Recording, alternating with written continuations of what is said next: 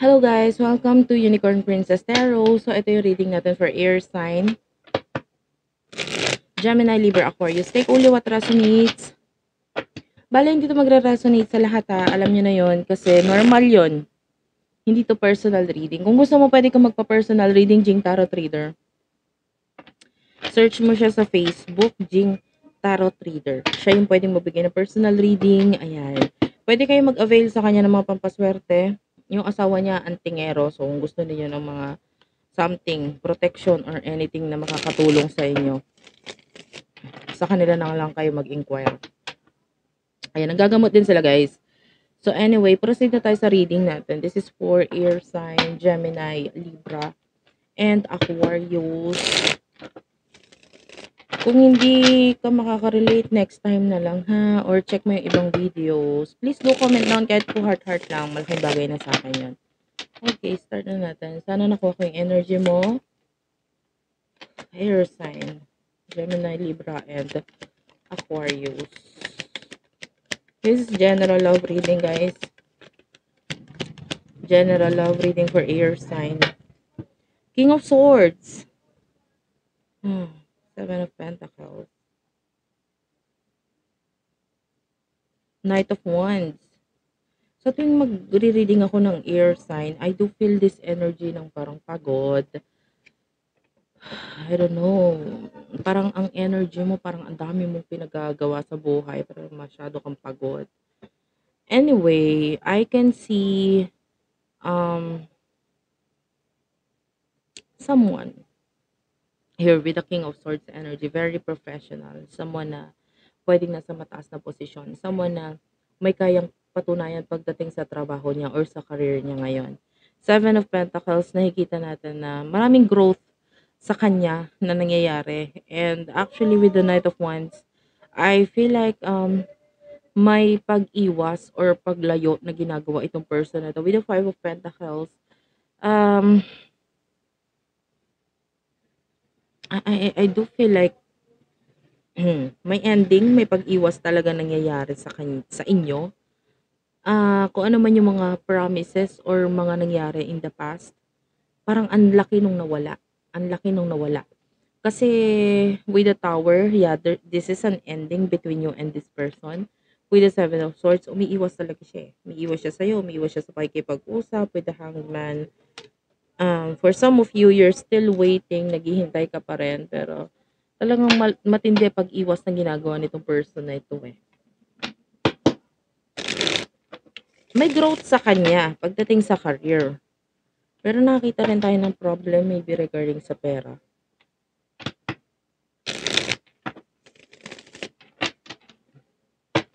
Tell me more for air sign. Gemini, Libra, Aquarius. Ano pa yung mga messages for air sign? Please for guides, angel guides. For air sign. Messages for air sign. Gemini, Libra, Aquarius. Ace of Wands is here. The Empress. Okay. King of Wands. One more card. Knight of Swords. Ayan. Aries, Leo, Sagittarius, Gemini, Libra, Aquarius, Virgo energy. I mean, I do like your energy. This is you. Nag-focus pa sa mga new beginnings mo with the Ace of Wands, with the Empress. Yan, you're looking so beautiful, pretty. Self-love. Mas din-develop mo to eh. Yung pagmamahal mo sa sarili mo, wala ka nang pakialam dito sa past person na to with the King of Wands. Kasi hinarap mo yung realidad eh. Naging totoo ka sa kanya, naging honest ka sa kanya. Pero mas inisip niya yung sarili niya, 'di ba?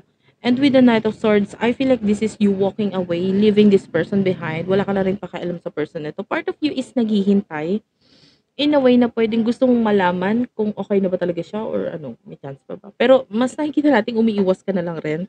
Kasi with the Hermit, mas nag-focus ka na lang din sa sarili mo, sa mga kaya mo pang gawin, sa mga dapat pang mangyari sa buhay mo, na with the Chariot, I feel like may mga mabilisang nangyayari sa'yo dito. With the Knight of Cups, I can see a lot of offers na makakatulong sa'yo with the Hierophant para mas ma-achieve mo yung pangarap mo. This is you na I feel like you have learned your lessons. So, marami ka natutunan sa relasyon or sa connection na naging meron sa connection mo with this person. Pero, you know, natuto ka na, okay ka na. Okay? So, what will happen in the near future for you? What will happen in the near future for you?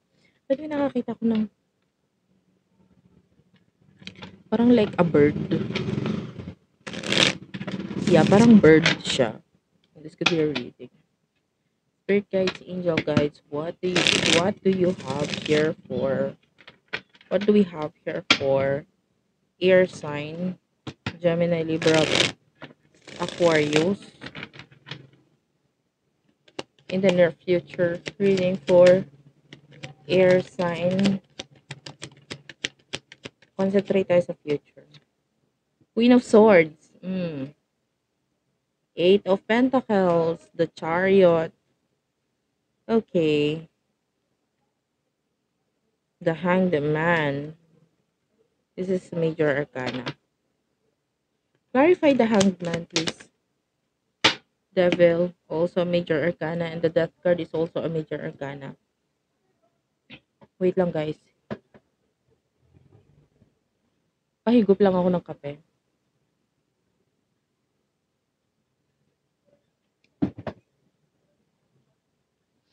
Tsaka tubig na rin.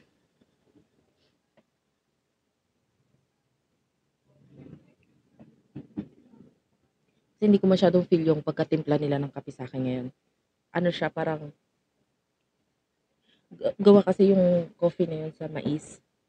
So, parang ang lasa niya is parang tutong. Ganun. Tapos yung kape is parang pinapalagyan ko talaga yun ng kalamansi. Pero, masanay ako dun sa regular na coffee, na black coffee. Ito kasi parang yung mais siya eh. Sunog na mais, yun yung lasa niya. Tapos may kalamansi. So, parang nawiwirdohan ako, hindi ko feel. Anyway, the death card is here. Scorpio energy. In the future, nakikita natin na may pagka-cut off. This is you. Kina-cut off mo yung person mo, nilalayuan mo. Tama na. Ayoko na. This is you with the Eight of Pentacles na nagfo-focus ka sa career mo. This is you with the Devil na nakikita mo na yung mga mali na ginawa niya sa'yo, mga pangit sa relasyon or sa connection ninyo. This is you with the Hanged Man na parang, oo, naghihintay ka pero hindi ka na para magpakatanga. Alam mo yon, yung parang, oo, sige, pag bumalik ka sa akin, pero hindi ako papayag na babalik ka na ganyan ka pa rin. 'Di ba? Kung babalik ka, according sa condition ko, kung ano yung condition ko, kung ano yung gusto ko, kung ano yung, gusto ko this time around maging pabor naman para sa akin. Maramdaman ko naman na babalik ka kasi mahal mo talaga ako. Parang gano'n. This is you na parang in the future, oo, nilalayuan mo itong taong ito, pero just in case na babalik siya, dapat completely tinanggal niya na kung ano yung mga dapat tanggalin niya sa sarili niya. You're expecting this person na just in case babalik siya, nagbago siya. Ganon. Pero as much as possible, umiiwas ka, lumalayo ka. 'Di ba? Hindi mo para tanggapin yung taong tong ganon na lang ulit. Ganon na naman. 'Di ba? You want changes. You want this person to be mature. 'Di ba?